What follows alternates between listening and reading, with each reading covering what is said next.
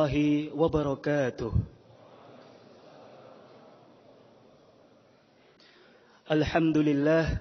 Alhamdulillahilladzi hadana lihadza wa ma kunna linahtadiya laula an hadanallah.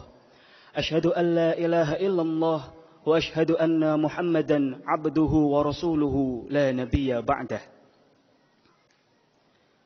Jamaah Masjid Kampus UGM yang dimuliakan oleh Allah Subhanahu wa Ta'ala. Sebelum pemateri public lecture malam ini menyampaikan materinya, perkenankanlah kami takmir Masjid Kampus UGM dan panitia Ramadan di Kampus UGM menyampaikan beberapa hal. Pertama, kami mengimbau kepada jamaah Masjid Kampus UGM agar senantiasa menjaga ketertiban selama berada di lingkungan masjid, serta mengondisikan telepon genggam, gawai, dan barang berharga lainnya guna menciptakan suasana kondusif selama pelaksanaan Ramadan Public Lecture. Bagi jamaah yang berada di shaf sebelah utara, agar mengedarkan kotak infak ke shaf yang berada di sebelah selatan. Panitia Ramadan di Kampus 1444 Hijriah Jamaah Salahuddin kembali membuka kesempatan berdonasi bagi jamaah untuk kegiatan buka bersama dan rangkaian acara Ramadan lainnya. Donasi dapat disalurkan langsung melalui Sekretariat Jamaah Salahuddin di sayap selatan Masjid Kampus UGM atau dengan transfer melalui kris yang terletak di depan kantor RZIS UGM. Dalam rangka meningkatkan kualitas program dan pelayanan Ramadan Public Lecture, kami membuka kesempatan bagi jamaah untuk memberikan kritik serta saran yang dapat jamaah akses melalui tautan s.id/survei maskam atau dengan memindai kris yang ditampilkan pada televisi masjid. Sementara itu, penceramah kajian buka bersama esok hari adalah yang terhormat Bapak Arif Wibowo MPI dengan tema Profil Pemuda Islam, Studi atas Biografi Pemimpin Muda Peradaban Islam. Beliau merupakan Direktur Pusat Studi Peradaban Islam. Adapun public lecture esok hari akan disampaikan oleh yang terhormat Dr. Tiar Anwar Bahtiar dengan tema Kebangkitan dan Kejatuhan Peradaban Islam, Suatu Sketsa Sosiopolitik. Beliau merupakan peneliti Institute for the Study of Islamic Thought and Civilization atau dapat dikenal sebagai INSIS. Untuk informasi lebih lanjut mengenai kegiatan Ramadan di kampus, dapat jamaah akses melalui akun Instagram @rdkugm, sedangkan kegiatan Ramadan Public Lecture Masjid Kampus UGM dapat jamaah akses melalui akun sosial media Masjid Kampus UGM. Terakhir, Public Lecture malam ini akan disampaikan oleh yang terhormat Menteri Koordinator Bidang Politik, Hukum, dan Keamanan Republik Indonesia, Profesor Dr. Mahfud MD, SH, SU, MIP, dengan tema Pemugaran Partai Politik sebagai Instrumen Kaderisasi Kepemimpinan. Demikian beberapa hal yang dapat kami sampaikan. Kami memohon maaf apabila terdapat kesalahan. Kepada yang terhormat Bapak Profesor Dr. Mahfud MD, SH, SU, MIP, kami persilahkan. Wassalamualaikum warahmatullahi wabarakatuh.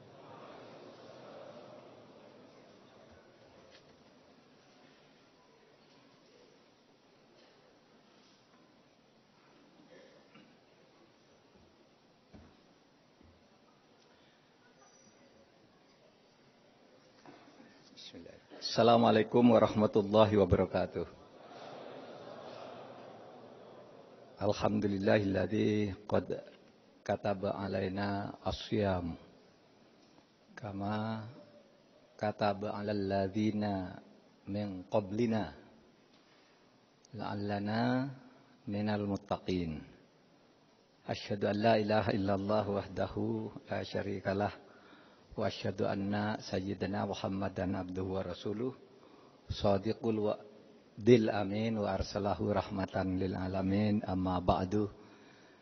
Yang terhormat Saudara Wakil Rektor Bidang Kemahasiswaan Pengabdian kepada Masyarakat dan Alumni Bapak Dr. Ari Sujito SOS MSI, Takmir Masjid Kampus UGM yang terhormat Bapak Dr. Rizal Muntasyir MHum, Ketua Takmir ini, kemudian Bapak Dr.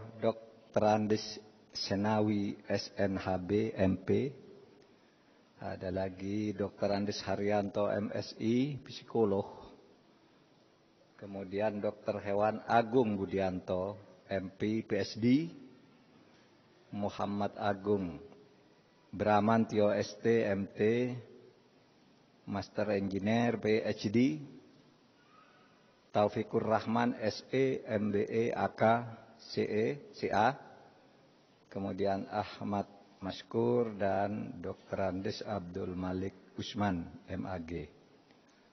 Saudara sekalian, sesuai dengan jadwal yang diberikan persis ini jam 20 menurut waktu ini, saya akan menyampaikan public lecture. Judulnya tadi disebut Pemugaran Partai Politik. Seru juga nih judulnya, partai politik kita mau dipugar di bulan Ramadan pula. Pemugaran partai politik sebagai instrumen kaderisasi kepemimpinan. Nah, ini menjadi bagus karena sebagai instrumen kader kepemimpinan ini. Saudara sekalian, kita karena ini bulan Ramadan dan di masjid pula, maka tentu kalau kita bicara partai politik bukan bicara gosip politisi, tetapi bicara partai politik dalam konteks keislaman. Apakah dikenal itu partai politik menurut Islam? Nah, kalau di dalam studi-studi Islam, ini masuk dalam ranah fiqhus siyasah namanya. Fiqhus siyasah itu artinya fikih politik, fikih ketatanegaraan. Fikih itu artinya produk ijtihad tentang hukum Islam yang digali dari Al-Quran dan As-Sunnah. Di dalam hukum Islam sendiri yang aslinya itu tidak ada partai politik. Tapi kemudian dilakukan ijtihad oleh para ulama kita. Dicarikan posisi partai politik itu menurut Islam apa sih? Gitu.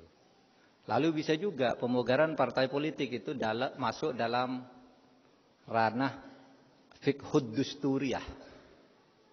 Fikih mengenai konstitusi menurut Islam. Jadi ini menyangkut soal ketatanegaraan, menyangkut soal konstitusi, tapi dalam konteks dilihat dari agama Islam. Saudara sekalian, kalau bicara partai politik tentu bicara sistem ketatanegaraan, bicara sistem pemerintahan. Lalu partai politik itu ada di mana?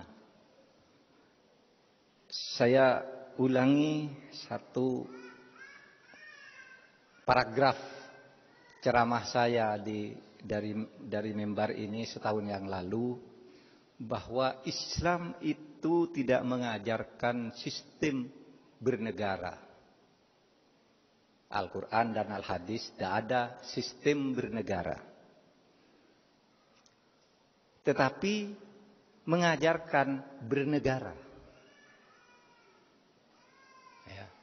Sistemnya tidak diatur. Nabi pernah membentuk sistem tapi tidak bisa dilaksanakan sekarang zaman Nabi itu. Sudah saya katakan dari majelis ini dulu. Apa katanya Pak, seluruh yang dilakukan oleh Nabi wajib diikuti. Iya, tetapi ikutannya tidak harus persis. Karena misalnya negara pada zaman Nabi itu tidak ada parlemen, tidak ada Mahkamah Agung. Hakimnya ya Nabi sendiri, parlemennya ya Nabi sendiri. Kepala negaranya Nabi sendiri. Itu dulu zaman Nabi. Sekarang kan tidak bisa begitu. Nabinya sudah tidak ada. Ya. Nabi itu sudah penutup para nabi. Tidak ada nabi lagi yang menjadi parlemen, menjadi hakim agung dan sebagainya. Sebab itu lalu muncul fikih siyasah. Fikih siyasah itu bagaimana caranya menerjemahkan kehidupan bernegara sesudah Nabi. Maka hasilnya bermacam-macam. Karena bagi Islam itu tidak penting. Tidak ada satu harusan bentuk dan sistemnya. Apakah monarki atau demokrasi tidak ada menurut Islam. Sistem pemerintahnya parlementer presidensial tidak ada juga di dalam Islam yang asli. Tetapi sekarang di berbagai negara Islam itu ada semua, yang parlementer ada, yang presidensial ada, yang monarki ada, yang kesultanan ada, yang keamiran ada macam-macam. Karena Nabi memang tidak mengajarkan bentuknya, Al-Quran tidak mengajarkan bentuknya. Tidak juga mengajarkan khilafah sebagai bentuk khusus, tidak ada. Itu semua terjemahan sesudah Nabi wafat. Nah, saudara sekalian, maka sistem pemerintahan di dalam negara itu berubah dari waktu ke waktu dan dari tempat ke tempat. Kalau di dalam studi ilmu hukum itu diajarkan bahwa hukum merupakan refleksi dari kehidupan masyarakatnya. Kalau masyarakatnya beda, maka hukumnya beda. Tata negaranya beda juga. Itu dalam hukum Islam. Atau di dalam hukum modern, bahwa hukum itu adalah resultante. Kata Casey Ware di dalam bukunya The Modern Constitution, hukum itu adalah resultante. Kesepakatan menurut waktu dan tempatnya. Tempatnya beda, kesepakatannya beda. Waktunya beda, kesepakatan hukumnya beda. Hukum Indonesia bisa berbeda dengan hukum Saudi Arabia, berbeda dengan hukum Libya, berbeda hukum Tunisia, meskipun sama-sama kaum muslimin. Jadi ditafsirkan menurut kebutuhan lokalnya. Hukum tahun 45 berbeda dengan tahun 1200. Karena waktunya berbeda. Hukum di Indonesia beda dengan hukum di Afrika karena budayanya berbeda. Tetapi prinsipnya bagi umat Islam itu ada yang sama, yaitu syahadat. Syahadatain, asyhadu an la ilaha illallah wa asyhadu anna Muhammadar Rasulullah. Lalu ada rukun Islam, rukun iman. Itu sama. Nah, terjemahannya dalam bentuk sistem ketatanegaraan berbeda. Nah, oleh sebab itu, saudara, maka dalam hal ini saya akan masuk ke masalah pokoknya. Itu tadi sebagai pengantarnya. Saudara, di dalam perkembangan sejarah Islam, penentuan hukum sesudah Nabi wafat itu bermacam-macam. Karena dulu Nabi kalau ada apa-apa ya Nabi buat hukum sendiri. Ada orang bersalah, Nabi sendiri yang menghukum. Gitu. Tapi sesudah Nabi wafat tuh kalau ada sesuatu, misalnya sekarang ini ada tindak pidana korupsi. Zaman Nabi itu hanya ada dalil laknatullah 'alar rasyi wal murtashi. Allah melaknat orang korupsi dan menyuap. Gitu. Orang yang melakukan korupsi tidak laknat. Tapi apa hukumannya tidak ada. Kalau mencuri ada waktu itu. As-sariqu was-sariqatu faqta'adiyahuma. Kalau mencuri, laki-laki dan perempuan potong tangannya. Itu hukum pada saat itu. Tapi korupsi kan bukan mencuri. Siapa yang mengatakan korupsi mencuri atau tidak mencuri? Apa hukumannya? Itu kemudian sudah tidak ada di Al-Quran. Tidak ada di hadis. Terus gimana carinya dong? Ijtihad. Ijtihad itu artinya ulama mencari sendiri. Tapi dengan pedoman ijtihad itu istifrogul wus'i fi naili hukmin syar'iyyin bi tariqil istinbat minal kitabi was sunnah. Ijtihad itu artinya apa? Menggali, mencurahkan akal pikiran serius mungkin untuk menggali ketentuan hukum syara yang ada di Al-Quran dan Sunnah, karena tidak ada di dalam Quran dan Sunnah, lalu digali apa maksud korupsi ini. Misalnya, saya sekarang sedang mengurusi TPPO, bukan TPPU ya, bukan, ini TPPO, tindak pidana penjualan orang.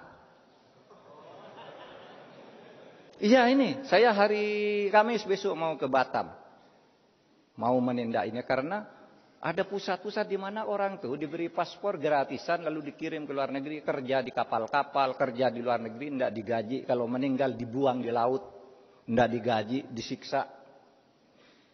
Itu tindak pidana perdagangan atau penjualan orang. Zaman Nabi tidak ada tindak pidana penjualan orang. Gimana hukumnya coba? Siapa yang menetapkan hukum coba?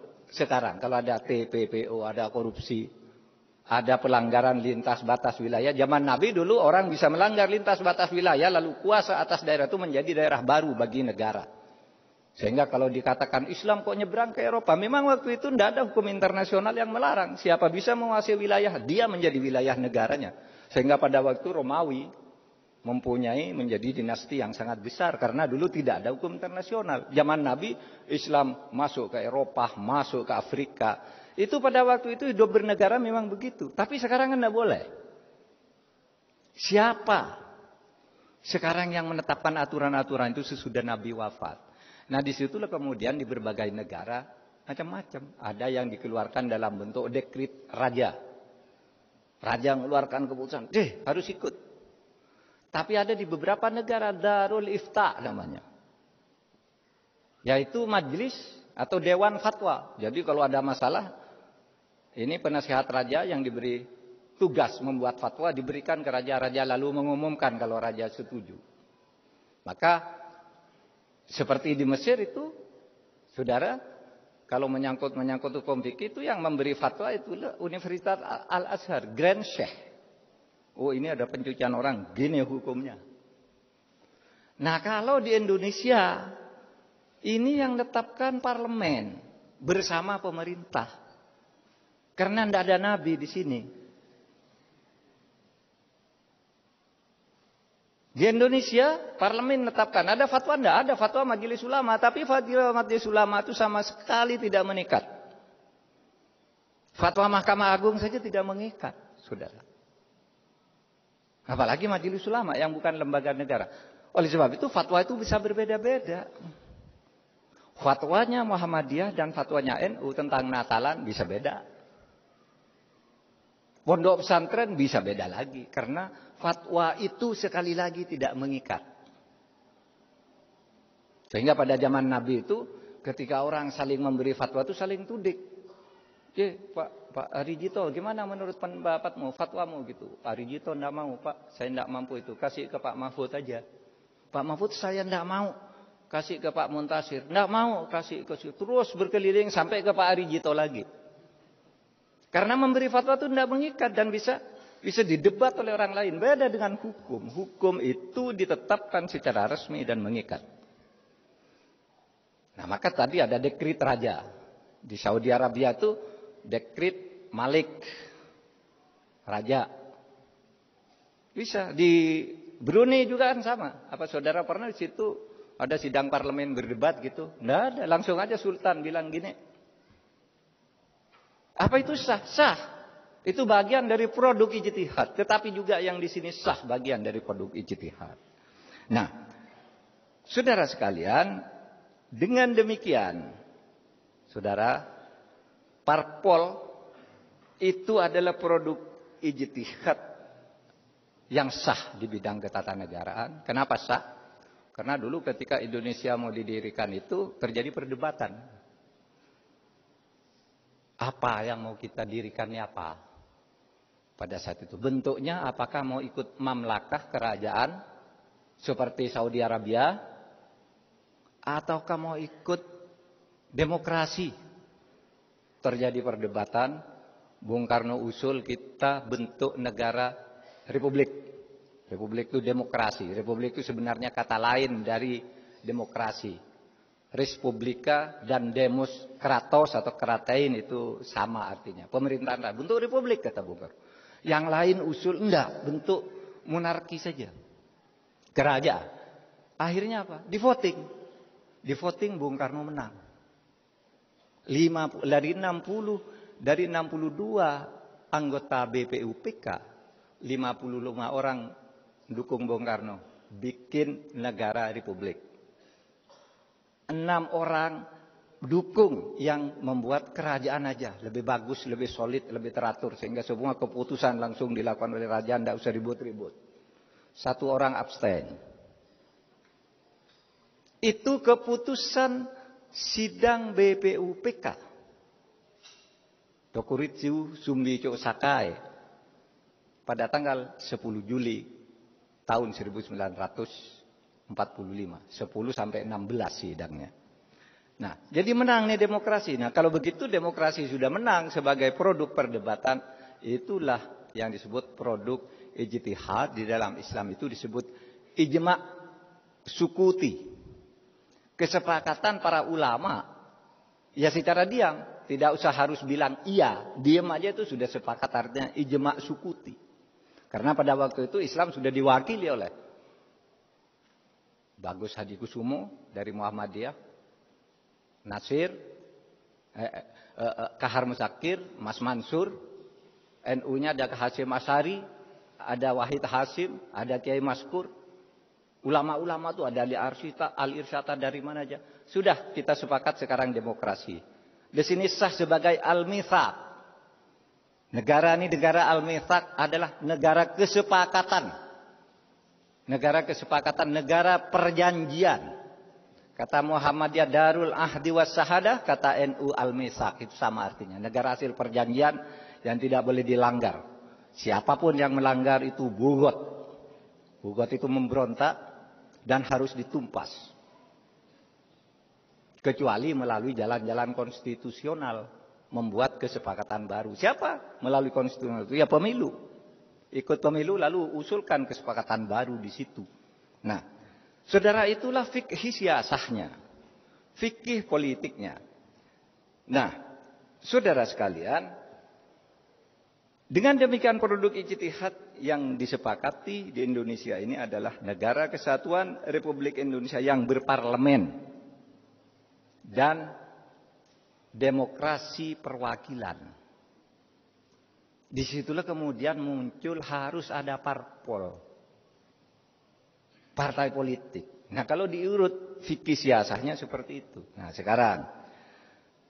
Oleh sebab itu, sejak Indonesia merdeka, lalu apa? Karena ini negara demokrasi harus ada pemilu. Ya, ditulis di situ dalam waktu 6 bulan di Undang-Undang Dasar, aturan tambahan.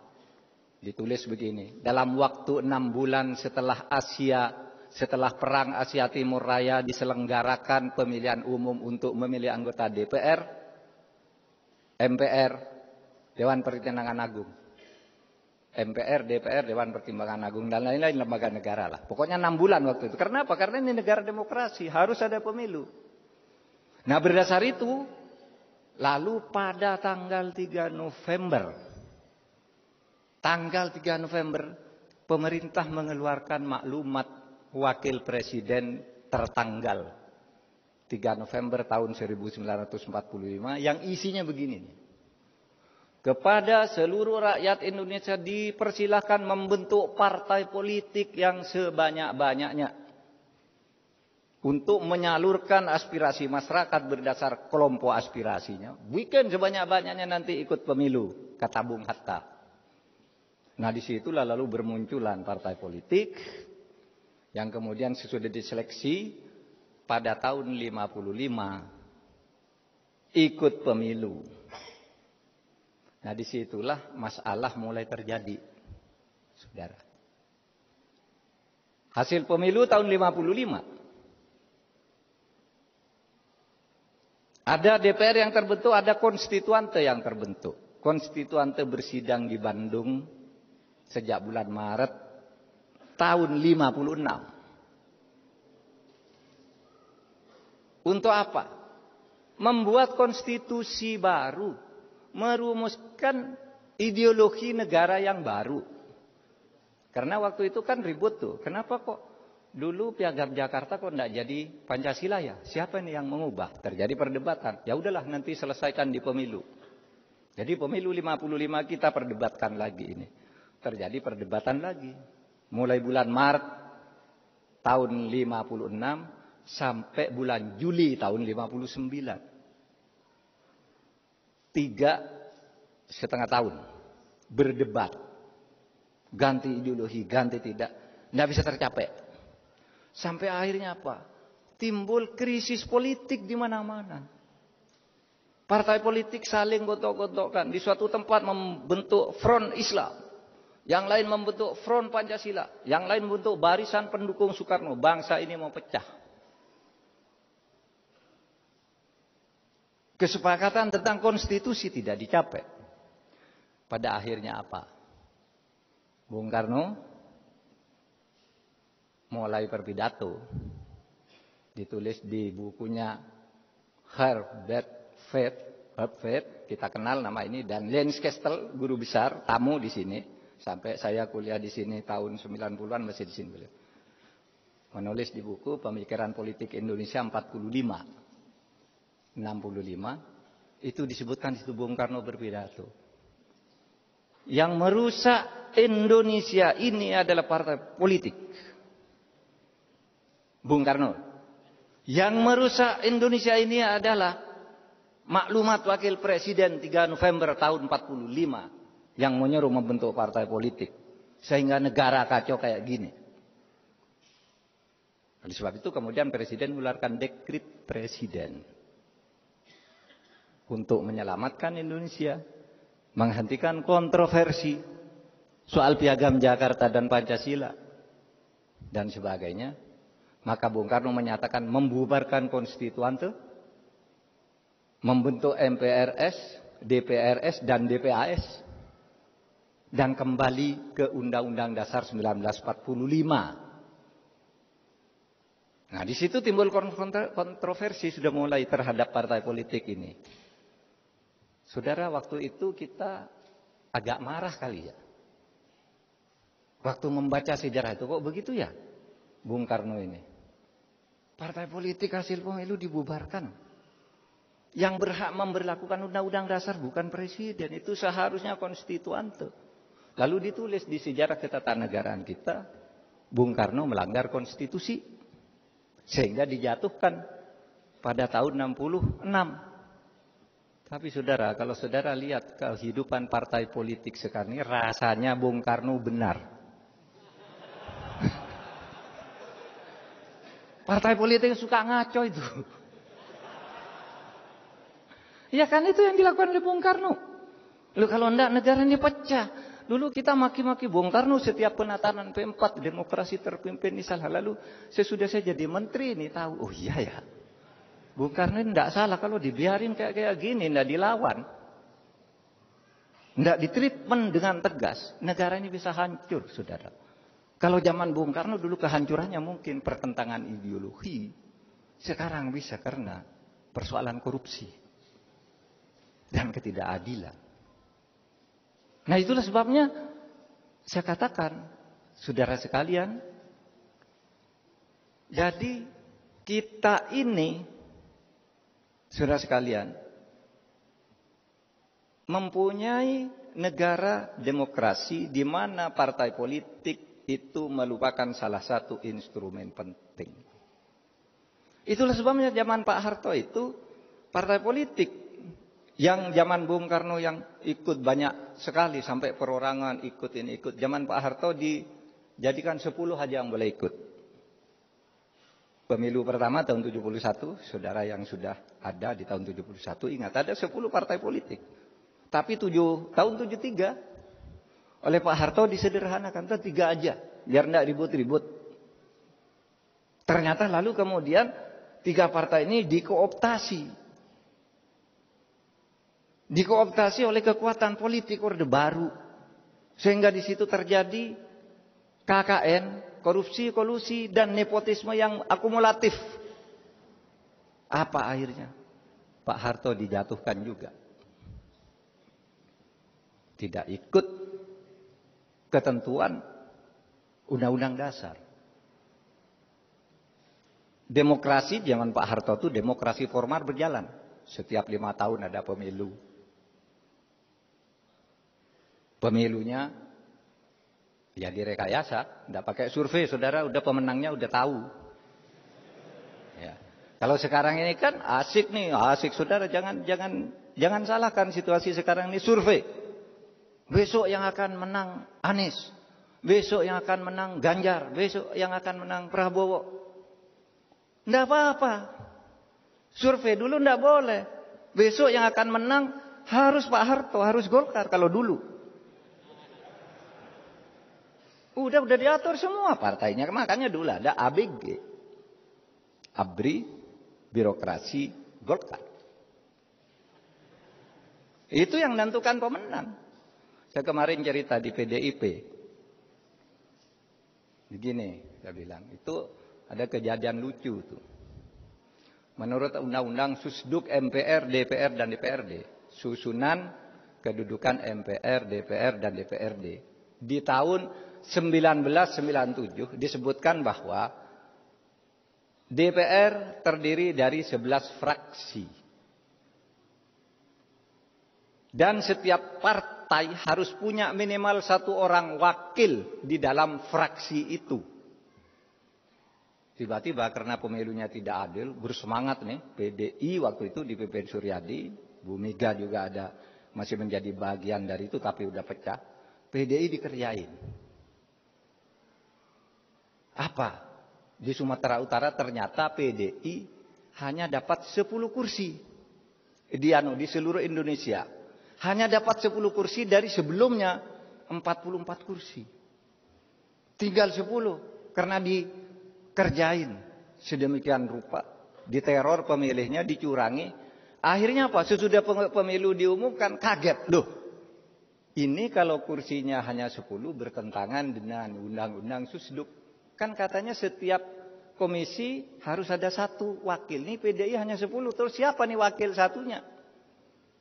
Saudara anda pakai pemilu ulang tiba-tiba diumumkan oleh Gubernur Sumatera Utara Kaharudin Nasution. Di Sumatera terjadi kesalahan perhitungan sehingga PDI menjadi tambah 1 kursi. Genap 11 sekarang. Nggak pakai pengadilan tuh langsung dapat kursi. Karena apa? Semuanya sudah direkayasa. Saudara pasti masih ingat. Baca media hasil pemilu tahun 97. Pemilu terakhir Orde Baru. Nah sekarang kan tidak bisa begitu. Pemilunya sekarang sudah baik, saudara. Udah baik. Masih curang. Iya masih curang. Tapi yang curang sekarang bukan pemerintah. Yang curang itu partai-partai sendiri.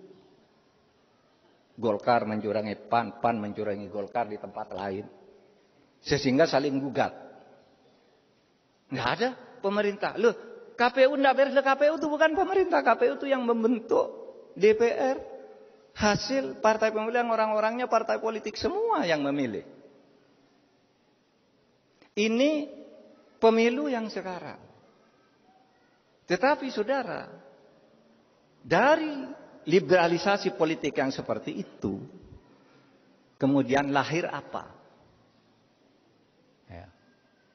Yang lahir adalah politik transaksional, politik biaya tinggi, sehingga sekarang orang karena pemerintah tidak ikut ngawasi, bisa beli ke KPU di tingkat bawah. Di suatu tempat di Jawa Timur beli ke bupati itu yang ngatur lurah semua. Lurah itu yang kemudian ngatur suara untuk setiap orang. Bukan hanya untuk setiap partai. Untuk setiap orang. Sehingga misalnya orang Papua bisa aja kalau kenal dengan lurah itu menjadi wakil dari Jawa Timur. Karena suaranya bisa diatur. Sekarang. Nah ini pilihan politik kita ini sudah benar apa tidak? Ini persoalannya. Kalau mau pembongkaran partai politik, gimana nih cara membongkarnya? Apa ngubah sistem pemilunya? atau apa. Sehingga sekarang ini, saya kemarin bicara kok susah ya mengajukan aspirasi-aspirasi yang baik bagi pembangunan hukum, tetapi selalu gagal di DPR.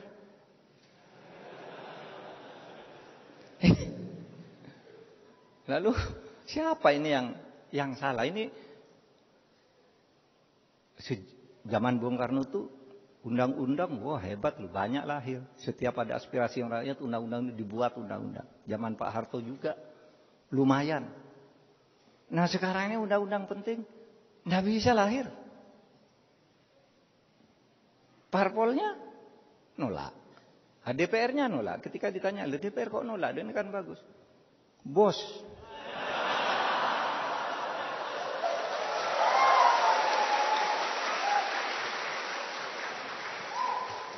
Enggak, ini kuliah.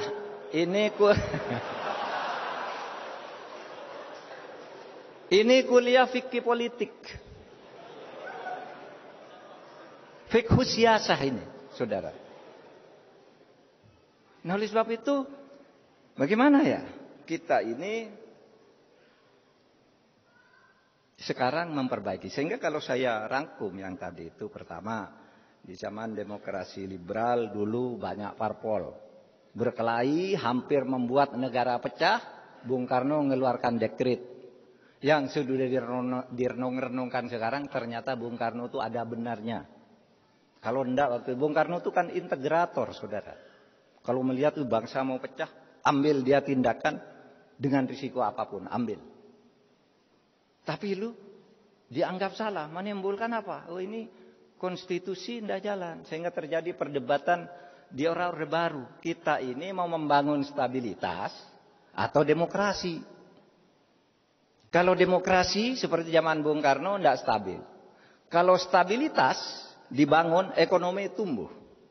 Lalu dikatakan untuk sementara milih pertumbuhan ekonomi, demokrasi dikecilkan dulu. Itu resmi keputusan Seminar Angkatan Darat di Bandung tahun 1966. Saudara. Nah, itu masalahnya. Kemudian di Orde Baru disederhanakan agar partai tidak terlalu banyak instruksi, modal asing susah masuk, kalau tidak ada stabilitas, maka zaman Orde Baru hebat tuh, tumbuh ekonomi rata-rata setahun 7%. Tetapi karena demokrasinya tidak ditumbuhkan, kekuatan rakyat tidak dibangun, ketika terjadi krisis moneter, jatuh. Jatuh paling cepat dan sembuh paling lama. Negara lain juga kena tuh krisis moneter. Tetapi mereka setahun, 2 tahun udah pulih. Indonesia sampai bertahun-tahun tidak pulih dari krisis waktu itu. Karena apa? Demokrasinya tidak dibangun katanya karena ingin pertumbuhan. Nah sekarang kita lalu melakukan reformasi. Buka lagi demokrasi. Lalu muncul demokrasi transaksional. Saya dulu kan marah-marahi orang. Demokrasi, saya bilang, di Indonesia itu demokrasi transaksional, demokrasi uang. Mau kepala daerah itu tidak ada kepala daerah yang tidak dibiayai oleh cukong. Sebagus apapun ada yang biayai. Ya, enggak semuanya Pak, ya betul. Berapa? 84% kata KPK. KPK itu menyatakan resmi. Hasil temuan KPK 84% kepala daerah di Indonesia dipilih melalui cukong. Apa kemudian kalau orang kepala daerah dipilih melalui cukong, sesudah jadi, dia minta konsesi ini, izin ini jangan dikeluarkan, perusahaan saya ikut tender ini harus menang, dan seterusnya. Akibatnya apa? Banyak pertambangan liar, banyak IUP ganda. IUP itu izin usaha perusahaan penambangan. Ganda, sudah diberikan ke saya, diberikan lagi ke orang lain, ribut. Maka kemarin sangat mengagetkan. Sangat mengagetkan ketika indeks persepsi korupsi kita turun anjlok. Itu Pak Jokowi udah membangun dengan baik, naik terus. Sejak ini sampai mencapai 38, tiba-tiba anjlok ke 34. Kaget kan? Waktu peringatan 1 abad NU di Sidoarjo itu, saya sebenarnya punya tugas melepas lomba gerak jalan warga Nahdien. Tapi Pak Jokowi ngajak pulang ke Jakarta. Ikut satu pesawat. Saya tidak jadi ikut acara NU lanjutannya. Bicara tentang indeks persepsi korupsi. Apa yang terjadi? Saya bilang, Pak, masalahnya ada di berbagai sektor. Dari mana Pak Mahfud tahu? Tahu karena saya ngundang Transparansi Internasional ke rumah saya. Ngundang Litbang Kompas ke rumah saya. Ngundang partnership yang selama ini bergerak menilai tentang korupsi. Kesimpulannya apa Pak? Kesimpulannya itu, korupsi itu ada di birokrasi, terutama perpajakan dan bea cukai. Clear itu, kesimpulan Transparansi Internasional. Nah, di situ Pak Jokowi sudah agak iya agak takjub, agak heran gitu diperbacakan. Kok enggak sembuh-sembuh? Nah, kemudian ada di mana? Korupsi itu ada di DPR.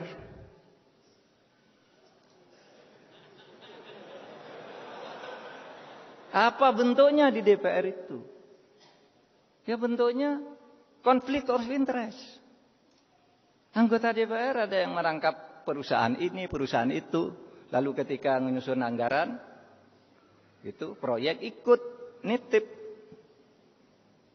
Ada lagi berfungsi ganda, konflik of interest. Menjadi lawyer, kemudian ikut ngurus perkara orang. Itu temuan Transparansi Internasional. Yang ketiga di pengadilan. Kasus-kasus sudah dibayar. Ada Pak? Ada, itu sudah ditangkap tuh. Di Mahkamah Agung ini ada 4 hakim agung ditangkap sekarang. Bayar. Perkaranya udah jatuh. Karena perkara udah dijatuhkan itu enggak bisa diubah. Saudara. Hakimnya hanya ditangkap. Itu katanya di Mahkamah Agung. Dan itu internasional, saudara. Investor-investor asing yang memberitahu itu. Pak, kalau kami urusan tuh harus ke DPR, bayar sekian. Pajaknya kena sekian. Dinego, sesudah ini ditawar begini. Sudah kami mau bayar pajak penuh. Tapi diminta, udah turun aja tapi sisanya dibagi. Udah tahu semua catatannya, saudara. Sehingga, wah, kok enggak sembuh-sembuh ya? Gitu yang muncul. Ini yang harus kita perbaiki di dalam ketatanegaraan kita, yang pada sore hari ini kita bicara tentang parpol. Ya. Nah, saudara sekalian, kalau kita teliti lebih lanjut, reformasi di awal periodenya, periode era reformasi, itu kan kehidupan partai politik itu bagus banget. Pemilu terbaik sesudah Orde Baru adalah pemilu era reformasi pertama tahun 99. Di mana PDIP menang mutlak dibandingkan yang lain lah, 36%. Yang lain dibagi ke sekian banyak partai, tapi 36% diambil PDI sendiri. Karena demokrasinya waktu itu bebas. PDI banyak pendukungnya, menang. PDIP dipimpin Bu Megawati menang. Dan saudara coba lihat. Pemilu yang baik, hasil pemilu tahun 99 sampai 2004. Tidak ada korupsi. Bagus. DPR-nya bagus. Produknya bagus-bagus. Lahir undang-undang KPK, undang-undang MK, undang-undang Komisi Yudisial. Korupsi tidak ada. Saya pernah jadi Menteri Pertahanan, tidak ada kasus korupsi saat itu. Zaman Habibie tidak ada korupsi baru. Takut semua. Jangan Mbak Mega juga korupsi. Tidak ada. Mungkin ada persoalan penjualan aset yang apa? Ya itu kan bukan korupsi, bisnis. Tapi korupsi yang bersungguh-sungguh kemudian muncul sesudah tahun 2004 dan seterusnya. Di situ mulai timbul politik uang. Saudara. Jadi apa? Terjadi pergeseran-pergeseran. Saya pernah melakukan studi setiap perubahan suatu rezim, suatu era. Hukum itu berjalan baik. Tapi sesudah sekian lama hukum menjadi jelek karena kontrolnya berubah. Coba awal kemerdekaan bagus tuh hukumnya, tapi lama-lama timbul konflik.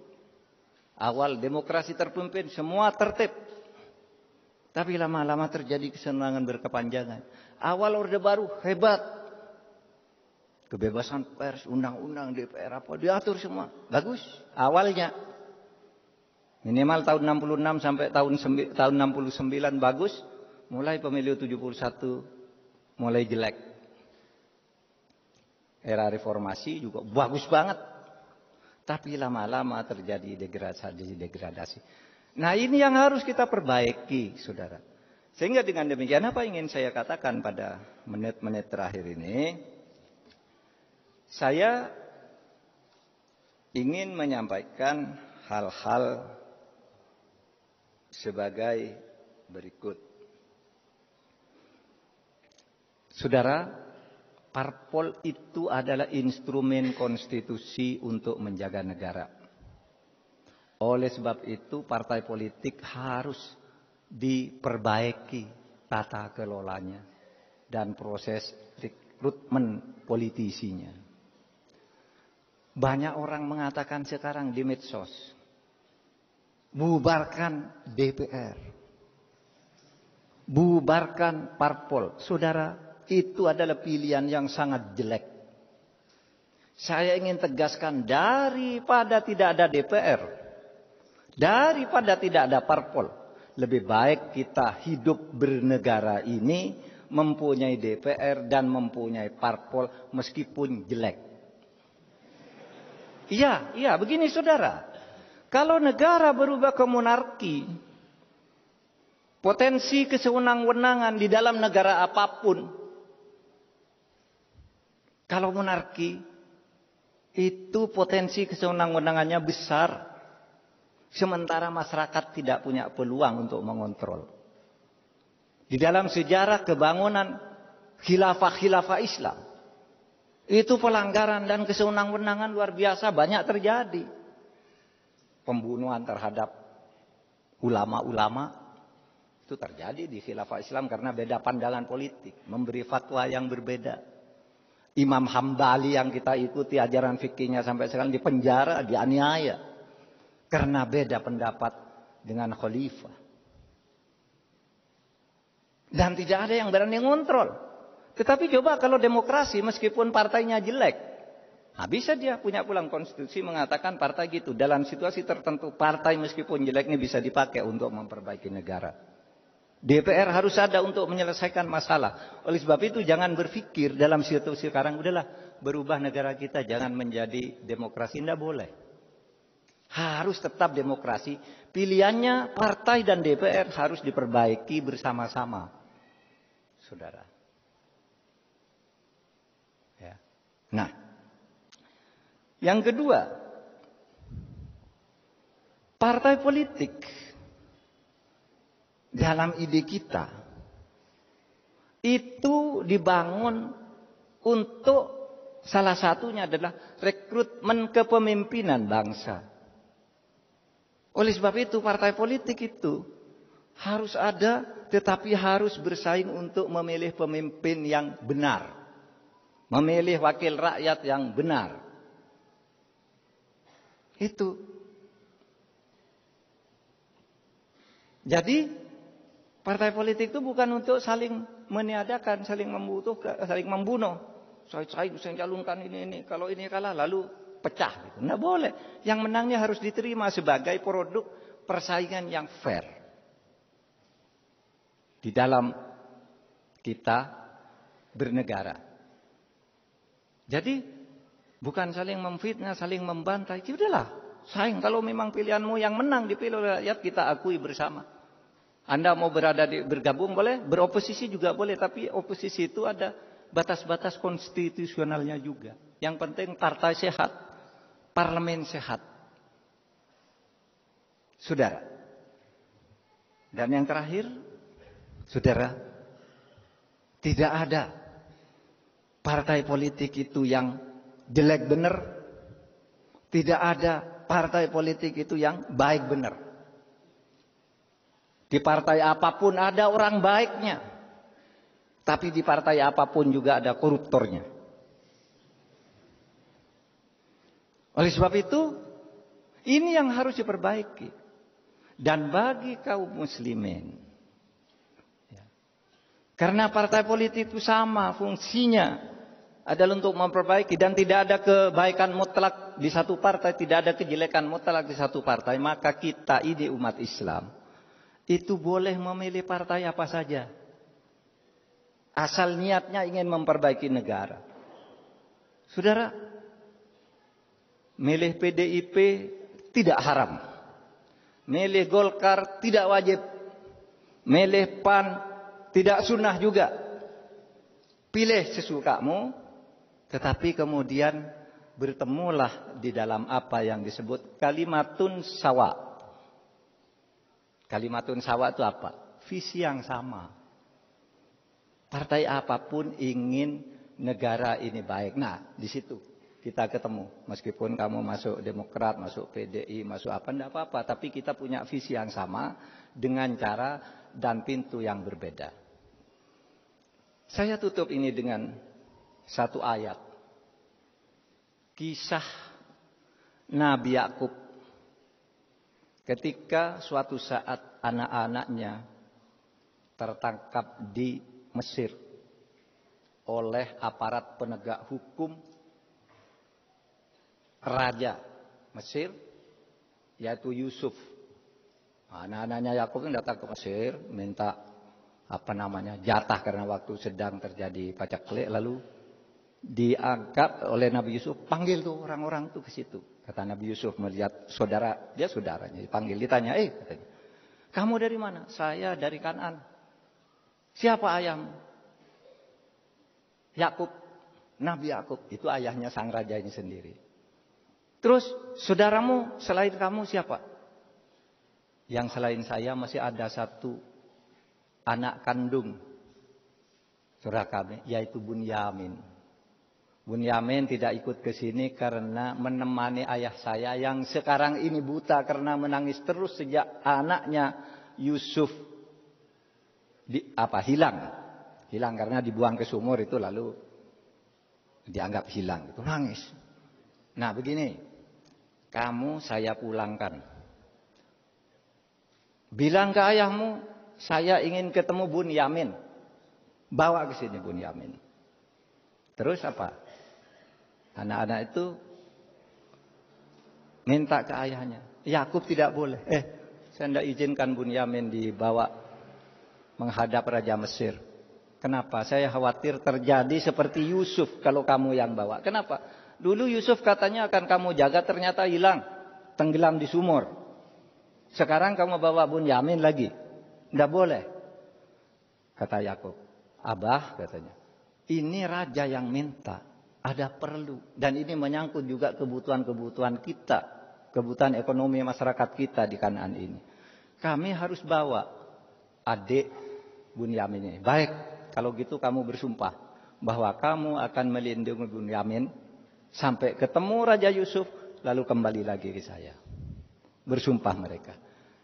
Lalu apa yang dikatakan oleh Yakub? Ini bunyinya.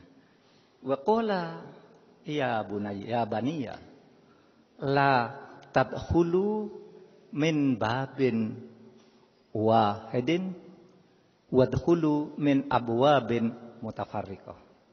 Hai anak-anakku, kalau kamu mau masuk ke istana, kamu harus masuk dari pintu yang berbeda. Jangan masuk di satu pintu, pas ketemu pas pampres yang galak kamu diusir habis. Gitu kan? Pintu di istana itu kan banyak. Lewat sini, lewat sini, lewat sini. Mungkin yang sini panpresnya galak, yang di sana mungkin baik hati, kamu diajak masuk ke istana. Maksud saya, kamu boleh lewat PDI, lewat Golkar, lewat Demokrat, lewat apa saja. Nanti kalau sudah masuk ke pusat kekuasaan, bangunlah kesejahteraan sesuai dengan perintah Allah bersama-sama. Panggil saudara-saudaramu yang belum bisa masuk itu untuk membangun bersama. Sehingga saudara jangan bermusuhan karena partai, karena beda calon presiden. Nggak usah bermusuhan. Pilih ya pilih. Tapi nggak usah bermusuhan.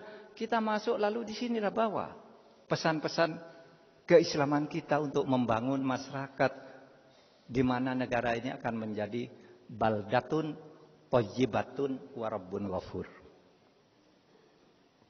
Nah kalau gitu hidup bernegara tuh enak. Nggak usah bermusuhan. Kamu tidak Islam, kamu suku ini. Nggak ada. Di dalam Islam itu tidak boleh perbedaan agama lalu menyebabkan kita memusuhi orang lain. Karena bagi Islam sudah jelas. Bagiku agamaku. Lakum dinukum, agamamu agamamu. Waliyadin, agama saya. Itu yang apa? Itu yang urusan ubudiyah ilahiyah. Yang urusan ibadah kayak gini itu agama saya yang mau ke gereja sana. Lakum dinukum waliyadin. Tetapi di dalam hal-hal membangun negara ada yang di luar lakum dinukum waliyadin ini, yaitu muamalah. Nah di dalam muamalah ini kita ketemu kalimatun sawa. Dalam Al-Quran itu katanya, Qul ta'alau ila kalimatin sawain bainana wa bainakum. Ayo kita bertemu di dalam kalimat yang sama. Apa kalimat yang sama? Lakukan pemilu dengan jurdil dan luber. Nah itu agama apa saja sama. Tingkatkan pertumbuhan ekonomi. Agama apa saja sama. Pilih pemimpin yang benar dan jujur. Agama apa saja sama. Suku apa saja sama. Itulah yang disebut kalimatun sawa. Nah soal-soal akidah, uluhiyah. Ya silakan. Wong Nabi sendiri itu ketika mendirikan negara Madinah itu apa yang dikatakan di piagam Madinah itu? Ya, hadza kitab min Muhammadin sallallahu alaihi wasallam bainal mu'minin wal muslimin wa Yasrib wa Quraisy. Wa man tabi'ahum falahiqa bihim wa jahada ma'hum. Tuh. Saya mendirikan dengan ini proklamasi, dengan ini saya mendirikan negara Madinah.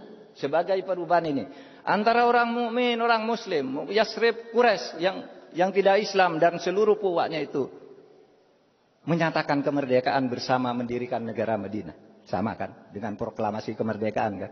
Sama itu proklamasi kemerdekaan kita tuh dari piagam Madinah sudah. Falahiqa bihim wa jahada ma'hum. Dan banyak di antara kita ini yang kadangkala terlalu ekstrim menganggap Madinah itu negara Islam sendiri. Enggak, saudara. Di situ piagam Madinah itu 47 pasal, yang 24 itu berisi perlindungan terhadap perbedaan-perbedaan agama dan suku. Yang 23 pasal baru berisi ketatanegaraan, pemerintahan bersama. Sampai ada yang tidak tahu ya, Pak, bahwa ketika Nabi Muhammad itu perang Uhud, ada seorang namanya Muhairik, itu orang Yahudi.